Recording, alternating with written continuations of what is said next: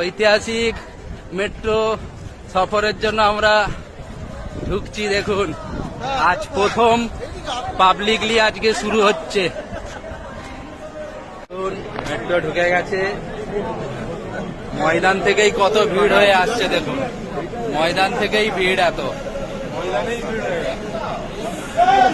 প্রথম দিনই আমরা মেট্রোতে যাচ্ছি।